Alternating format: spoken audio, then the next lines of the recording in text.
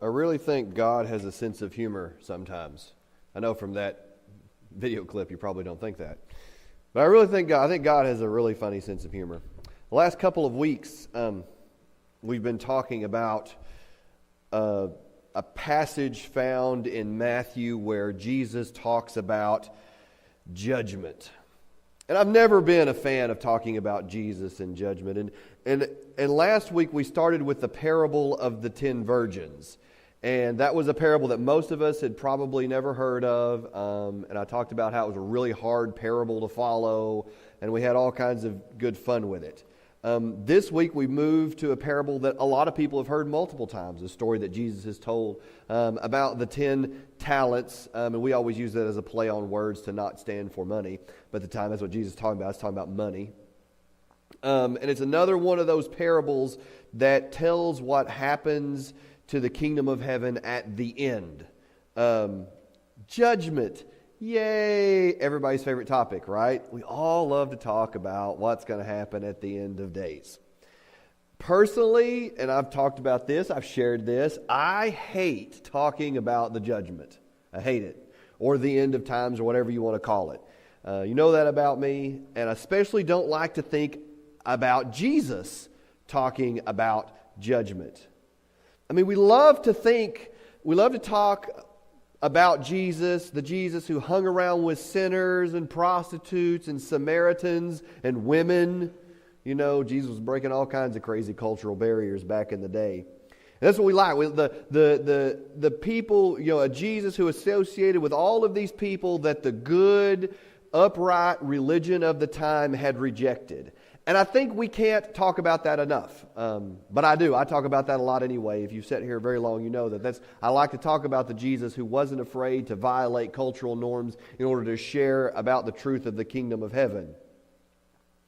But here's the thing. I think talking about the final judgment in these end of days, it makes me so uncomfortable because I grew up in the 80s and 90s evangelical culture that was absolutely obsessed with it, and not in a good way. This culture made a really big deal about who was in and who was out. And we used this metric called being saved. And the metric quite literally was praying a prayer. You asked for forgiveness from sin, and then you asked Jesus into your heart, which I never really got because that was something that they would say, but Jesus never said. But that was kind of the metric. And that if you completed these steps, then you were in, and if you didn't, then you were out. The funny thing is that when I heard people talk about who was in and out, it never lined up with what Jesus said. Because Jesus hung out with all kinds of people, like I talked about before. And every time people talked about people who were out, it was always the list of people that Jesus was hanging out with. And I was confused by that. I got confused a lot. And we were busy building these ghettos, these evangelical ghettos and political voting blocks so that we could contain these sinners. But for Jesus, the lines seemed a lot blurrier. He spent an awful lot of time hanging out with people who had questionable reputations, and he wasn't hanging out with really good church people. So because of this, I always hesitated to speak about the judgment for fear of getting it wrong. But, there's always this but in everything. Jesus himself talked about judgment. He talked about what would happen when this world, as we know it, ends, or at the moment of its ending. And he talked about judging other people freely. He frequently condemned the religious leaders of his day, calling them all sorts of names between whitewashed tombs and snakes. And he told parables all about how the end was going, what was going to happen. So here's the thing. At the end of time, or at the end of whatever this incarnation of the world is, judgment is coming, whether I want to admit it or not. Now the interesting thing is Jesus told this series of 3 parables, and we started last week with the parable of the 10 virgins. If you missed last week, you can check that sermon out on our website. recommend you go back and do that. And then this is the middle parable of the three. This one is about the talents. And then there's one that comes later after this. So if while I'm preaching you get bored and you think I'm really rambly, go ahead and just read the rest of that chapter. Okay? Feel free to do that. Lighten up, people. It's a joke. I'm also serious. You can read the last parable. It's good. It's about the sheep and the goats. And in typical Jesus fashion, when he talks about the end, he tells the parables of the kingdom of heaven, and I've preached that series before, where the kingdom of heaven is like this, and it's a present verb. It means that the kingdom of heaven currently occupies this space and time. It's things that we do here and now. But the thing is that he uses simile. He would say the kingdom of heaven, well, it's like a field with a treasure buried in it, or it's like a pearl. That's the most beautiful, perfect pearl ever that a man went and chased after. Or it is like a net. And that always infuriates me because I want somebody just to tell me, Jesus, quit talking about simile. Quit telling it's a net, it's a field. Just tell me, what is the kingdom of heaven? And people would try to corner him, and you know what he would do? He would tell another blasted parable. Because the way that this kingdom of heaven works, and I think it's this thing where God always wants to kind of keep us on our toes and thinking about things. In the same way, whenever he's talking about the future of the kingdom of heaven, he never comes right out and says it about this is what the judgment is going to be like. Now, we love to paint images of it. But he said it, like last week, he said the kingdom of heaven will be like a wedding feast. And it's like these 10 bridesmaids waiting on the coming of the bridegroom.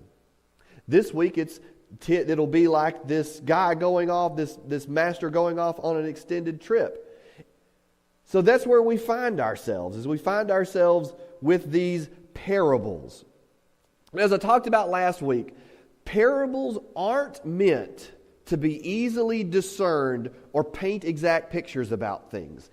Parables are not fables, and we get those confused. The point of the story in a parable is often hidden, and it may depend on our point of view from the character in the story. And parables, they're designed to throw us off. They're designed to kind of make us see things a little bit differently. Now, people have two reactions a lot of times when they read a parable. One is we try to oversimplify it, put it in a 3-point sermon. I mean, that's what you want, right? You want me to read all of these really obscure stories that Jesus tells, give you maybe a little bit of historical background, and then give you a nice little bullet point that you could take home and say, this is what it means. I'm not going to do that. Sorry. Rather, what I want you to do is I want you to read this parable, because here's the thing, is each of us are in a different place on our journey. On our faith journey. And at different points, as I've read these parables, it's funny that I see myself as a different character in the parables. I used to never identify with the Pharisees, because, who wants to identify with the religious jerks? The older I get, though, the more I realize, I sometimes have those tendencies. And we find ourselves there. That's the way parables are designed. And so today we're going to go through this parable, and we're going to talk a little bit about it. I'm going to give you a little bit of kind of what I think about it. But what I want you to do is I want you to leave a little bit diseased when you read this parable. I want you to take it home, and I want you to think about it. I want you to say, what is this parable saying to me? And today's parable, and what they're also designed to do is they're designed to take our nice, neat little theological boxes that we construct about God. Because let's face it, we all love to have a little God that we can put right here so that we can show people this is our God, and this is what we believe about God, and this is what we believe about church, and here's our 9 statements of faith on the back, and there's our church covenant, and this is how it all is. But the thing is parables are designed to take all of those nice, neat little things that we construct and blow them wide open. And God says, oh, no, wait a minute. I'm bigger than that. I work differently than that. And I want you to see it. And parables are designed to do that. Now, I'm going to read you the parable a little bit different, though that was from the King James Version. It's a little hard to understand. The way parables were, they were told in the vernacular of the day. And so what I often like to do is I like to use a paraphrased version called The Message. They really capture, I think, the heart of storytelling when you read it. And so I'm going to read it to you a little bit different version than you're probably used to maybe in your Bible. But I want you just to more focus on kind of the way that I'm telling it and reading it, and then you can go back and look at it in your Bible. It's also like a man going off on an extended trip. He called his servants together and delegated responsibilities. To one, he gave $5,000. To another, $2,000. And to a third, $1,000, depending on their abilities. Then he left. Right off, the first servant went to work and doubled his master's investment. The second did the same, but the man with the single $1,000 dug a hole, and he carefully buried his master's money. After a long absence, the master of those 3 servants came back, and he settled up with them. The one given $5,000 showed him how he had doubled his investment. His master commended him. "Good work. You did your job well. From now on, be my partner." The servant with $2,000 showed how he had also doubled his master's investment. His master commended him. "Good work. You did your job well.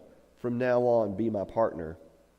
The servant given $1,000 said, "Master, I know you have high standards and hate careless ways, and that you demand the best and you make no allowance for error.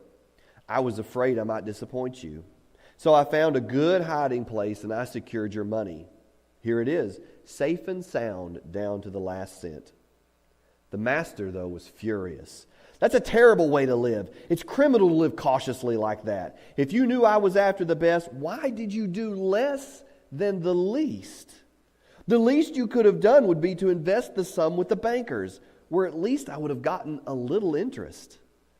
Take the $1,000 and give it to the one who risked the most, and get rid of this play it safe who won't go out on a limb.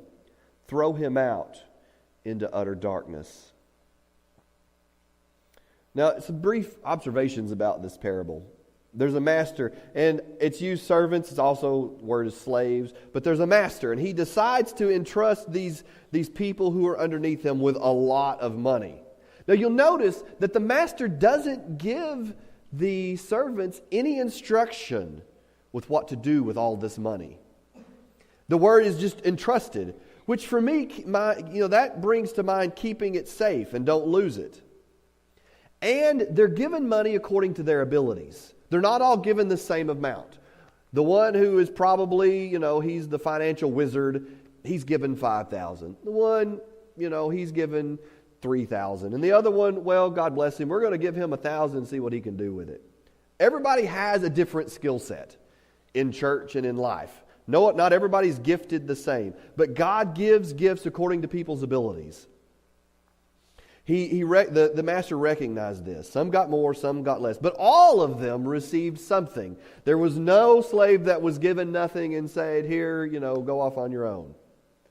Now, 2 of the slaves decide to invest the money out in the market. They decide to put the master's money to work. And that's a risky move. For those of you that follow investing or anything like that, it can lose value. The market isn't always safe. But the last slave decides, I'm really scared that I would lose it all. And I know my master, and I don't want to disappoint him, so I'm going to bury it away. Now, it says the master, he's gone for a long time. And we saw this theme last week when we were talking about the parable of the 10 virgins. The bridegroom is a long time in coming. The bridesmaids all fall asleep because they don't know when this bridegroom is going to show up. And I loved that picture of God. God never shows up when he's supposed to. He keeps no schedule. He doesn't show up here at 10:30 every Sunday morning and then magically leaves at 11:30 and then comes back the next Sunday. God is always showing up when and in fact, he loves to take our schedule of things and the way that we think that he should operate and says, "I'm not going to do that." And so here we have that same picture. The master, he's gone a long time. He's going where he's not supposed to go, recruiting all kinds of people into this kingdom that he's trying to build. And the same is true of this story. This master has work to do elsewhere. And what does he do? He trusts his servants. He puts a lot of trust in his servants. He says, "I'm going to go do work elsewhere, but here, I trust you guys. You've been a part of the family. I've been here a long time. Now I'm going to give you this gift. Now I'm going to go do work elsewhere, but here, you do work with this because I trust you." Sometimes I think that we need to realize that as the church. We've been entrusted to do things. He trusts us. Now, eventually, the master turns back up. Judgment Day, where he's going to settle accounts. And these slaves are all called to give an account of what they've done with all the stuff that God's given them. Now, this is the point in the parable that it gets kind of weird. And it takes a departure from what we usually think when we think about Jesus. See, in other places, Jesus uses the expression, the last will be first and the first will be last. If you've ever read the parable of the workers in the vineyard, which I preached about not too long ago in Matthew 20, go back and read that. In it, a master hires people at different points throughout the day, and in the end, he pays them all the same. And that's the Jesus I love to talk about. A Jesus of radical generosity. Now, on the surface, if you read this parable, where he takes this last servant and he's kind of disobedient, but he gives him the stuff back, it seems like Jesus is contradicting himself. I mean, it's not as if the servant lost the $1,000 that was entrusted to him. He didn't spend it on, frivolously on fast cars, jewelry, and loose women. He knew his master was going to demand an accounting of it. So what did he do? He just hid it. But therein lies the problem. Life in this kingdom of heaven, and I talk about the kingdom of heaven a lot, isn't about safety. It isn't about getting saved and getting your little gift from God and hunkering down and just surviving till Jesus comes back. Because that's a lot of the image that we paint. Oh, the world's just going to fall apart, so we're just going to hang on, with our fingernails clinging, and we're just going to hunker down and we're going to survive, and we're going to pray that Jesus is going to come back and judge all the people that we hate and let all the people that we love in. That's the image we have a lot of times. We're not here just to survive. In a way, this parable reflects Jesus' earlier teaching that if you want to save your life, if you want to preserve it, you will lose it. But if you give it away, if you risk it all for the kingdom, if you lose it, you will find it. So the question we ask is, how invested are we in the kingdom of heaven? I consider myself an armchair financial person. I like to track the market. I have a retirement account, and I dabble a little in stocks. Of course, for me, I have to be careful because that can quickly move into thoughts of greed. But it's a hobby, and I suppose there are worse ones. Now, to really be good at it, though, you have to watch the markets. You have to pay attention to it. There's no insurance when you invest. You could lose it all. But there are safe investments as well. And the return isn't as good, but you can make something. So what was funny is whenever this guy who buried all the money in the ground said, he comes back to the master and he says, I've got all this, I'm returning it to you. And the master says, you could have even just put it in what we would call like a CD at the bank. And you could have made a little bit with it. You could have done something with it, and it would have been safe and fine. But I would see some fruit from this investment that you've made. But you didn't even do that. I like the expression that the translator of the Message uses. If you knew I was after the best, why did you do less than the least? The problem with this poor servant is that he was so focused on disappointing the master, so focused on his fear of failure that he failed to do anything.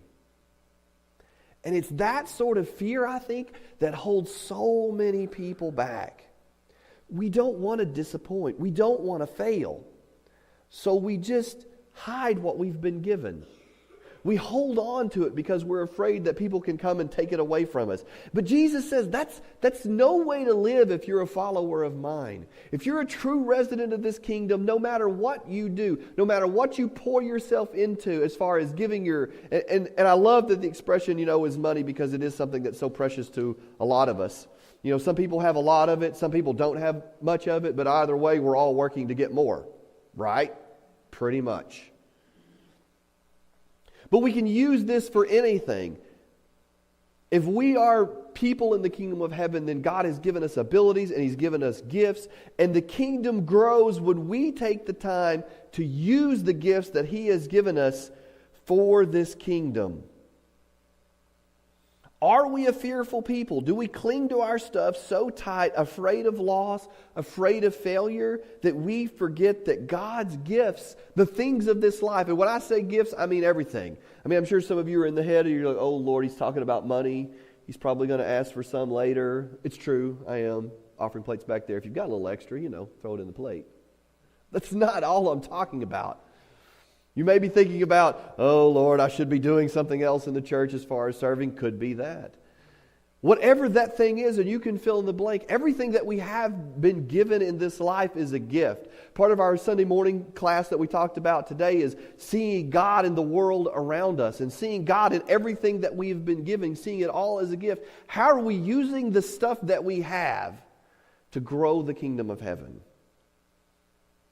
Not just about making more money for money's sake, but how are we taking in everything, and how are we as a church managing the gifts that we have so that we can show a return on that investment when the end comes? That's what Jesus is talking about here. This poor guy, he was a servant. He thought he was a servant, but he was so afraid, so focused on a fear of failure that he just buried it in the ground and said, look, Jesus, I still have everything you gave me. And Jesus is like, you missed it. Somewhere along the way, you miss what this gospel story is about. This becoming a part of the kingdom is about. And because you missed it, you miss out. And that's the part of the story we don't like to talk about. That's the part we like to skip over. But in the end, that's the way it works. You see, whenever God loves humans, we're all allowed this thing, this choice, this ability to live our lives how we want to. That's how love works. You can't coerce somebody into love. If you coerce somebody into love, that's not love. It's, coercion and abusive. We call that an abusive relationship. Let's face it. Love is something that's freely given. And so if God freely gives us love and freely gives us gifts, even though He has this expectation of things, we're allowed to do with it whatever we want, however we see fit. But that doesn't mean that we're not free from the consequences of it. And so that's what these stories, when they play out, and it plays out at the end of days, is that He gave this servant these abilities and this gift, but in the end the servant failed to recognize that he was supposed to do something with it. And so that at the end, it's too late. Now, so we don't like to talk about that, but it's coming and it's real. And every now and then we have to be reminded of that, because let's face it, we all get caught up in the day-to-day rush where we forget that there's a time coming when we're not going to exist anymore. I don't like to think about death very much. Maybe some of you do. I don't know. Maybe you're a little morbid. I'm not. I tend to put that off. But every now and then I have to be reminded that I'm mortal, and that at some point this whole thing is going to come to an end. And so sometimes when I'm really busy and kind of drawn into my own life and the things that I'm doing, I have to be pulled out and reminded, oh yeah, I'm not just here to make a living enough so that I can have a comfortable retirement so that I can work on my golf swing, which I don't play golf, but that's kind of the way we put things, is we put our lives, our as adults, as our focus is, well, I'm going to work for 30 years so that I can retire and then not work. And that's our focus. That's the focus of anything in Western culture in America. That's what we focus. We focus on going to work and then retiring, but then we forget that at the end of the retirement comes the end part of it. You can't retire forever. And so we have to kind of bring our focus back up and say, what am I doing? Am I just living? Am I trying to work to a place where I could just cease to work and spend my days in leisure? No. As a person of God, as someone who's following Jesus, I'm called for a bigger purpose. And so my time here should be spent using all of my resources to invest into that kingdom. And not to say that I'm going to sell everything that I own and I'm going to stand here and preach every day and just have everybody show up, 5 days a week. And that's not what I'm saying. But how are we using the things that we've all been given? The day-to-day routine where we all get up on Monday morning and if we all go to work or if we don't go to work, how do we get up on Monday morning in the life that we have, and how do we live that day for the kingdom? How am I working to grow the kingdom? That's the question. And so it's helpful to hear these stories, to remember that it's always about something way, way bigger than us. And so while these stories are scary, and they're meant to scare, they're also meant to remind us that we need to be a people who are investing in the kingdom. Dear Heavenly Father, I love you so much, and I thank you for this day and this chance to be here, God. And as we read these stories, I know that sometimes they're confusing and we don't really always follow them, God.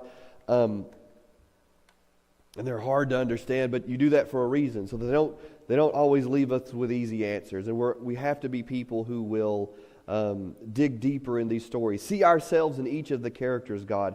Are we living our lives in such fear of loss and failure that the reality is we're not doing anything for your kingdom? Or can we look at our lives and see all of the blessings, all of it, everything that you've given us, our relationships, our family, our houses, our money, all of it, and see it as this big picture, as this gift, and think about how can we use the things that you have given us in order to grow this kingdom. And God, that is our prayer today. As we leave this place, as we go about our week, thinking about thanksgiving and being thankful, God, may we appreciate these blessings, but may we also be looking towards the big picture and how can we serve the world so that we can help this kingdom of heaven grow. We love you. Amen. If you'd all please stand.